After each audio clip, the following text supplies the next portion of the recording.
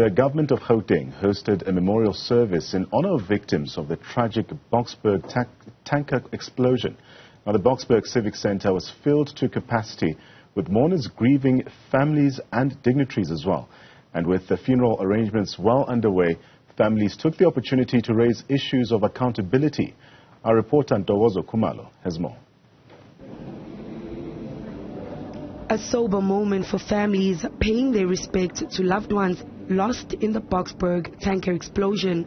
With the death toll continuing to rise, government stakeholders warn that order must be maintained to ensure that grieving families can lay their loved ones to rest in peace. And I want to appeal to my colleagues, let's not jump protocols.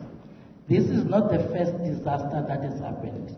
There must be processes that are being followed. The chairperson of Nursing Union Ntokozo also cautions that this is not the time for corruption. The damage to the infrastructure should not be an opportunity for looting, like we have seen at Charlotte Maxeke, Johannesburg Academic Hospital. Because we have already seen in a short space of time people announcing 18 million and others to sort out the damage. We don't think that this is the correct opportunity to be naming. A thorough investigation and a thorough assessment must be made. As victims continue to lose lives in health facilities, the South African Council of Churches calls for accountability. Healing and the journey towards healing does include accountability and transparency.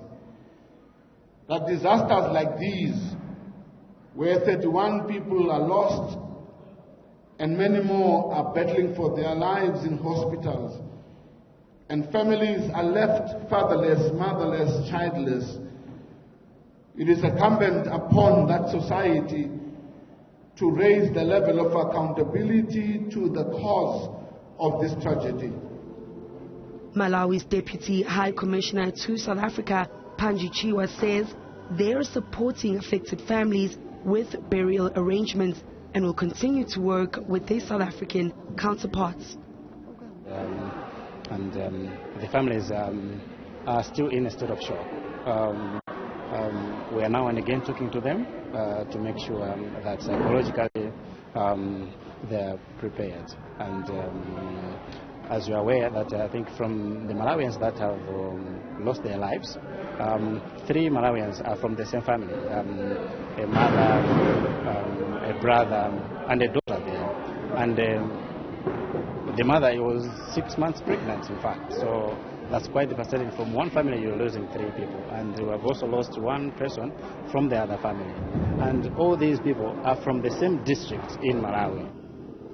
Commissioner Chiwa adds that the only support needed from Pretoria is to help repatriate the bodies back to Malawi. By the end of the memorial service, the death toll stood at 34. For Newzroom Africa, Channel 405, I'm Ntokozo Khumalo at Boksburg in Ekurhuleni.